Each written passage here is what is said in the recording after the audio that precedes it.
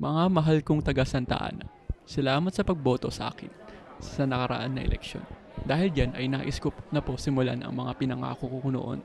Sa wakas! May libreng trabaho na!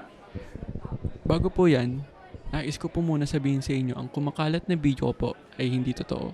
Kung saan ay nangangako po ako ng libreng trabaho para sa lahat na nangangailangan. Ang aking totoong proyekto po ay para sa ating bayan. Nais ko po maging malinis ang ating plaza at maging maayos ang daloy ng trapiko. Kaya naman po ay kinakalulungkot ko po. Simula sa Sabado ay pinagbabawal ko na po ang nagtitinda sa gilid ng ating plaza. Ano? Fake news nga natanggap kong balita. Ang malas ko naman talaga oh.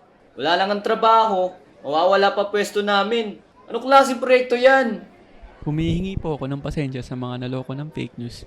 Wala po akong intention para sa paasahin kayo. Kahit sana yung pwesto na lang, Mayor. Kahit hindi na yung libreng trabaho. Doon na lang po kasi kami umaasa. Wala po akong magagawa dyan dahil matagal ko na po itong pinano. Sana po ay maunawaan nyo po ang magiging pagbago sa ating plaza at sa iba pang parte ng ating lungsod.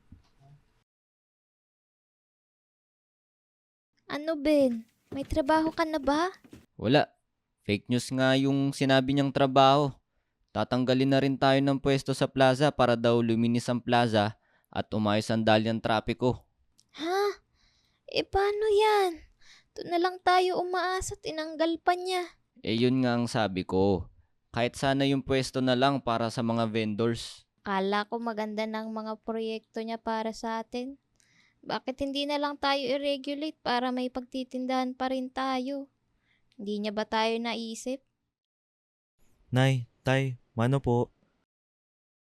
Ano pong nangyari? Fake news yung pinangako ni Mayor Cruz, anak. Pinalisan na rin tayo ng pwesto sa plaza. Kaya maghanap na lang ako ng magpapalaba o kaya mag-apply ako bilang katulong. Maghanap na lang ng trabaho sa Maynila. Wala tayong maasahan sa mayor natin dito. Lahat sila, pare-parehas lang sa una lang magaling. Grabe naging epekto kina nanay at tatay.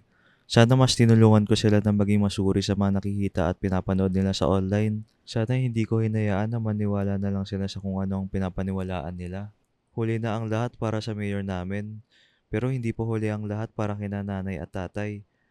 Pwede ko pa sila turuan paano kumilatis ng impormasyon online.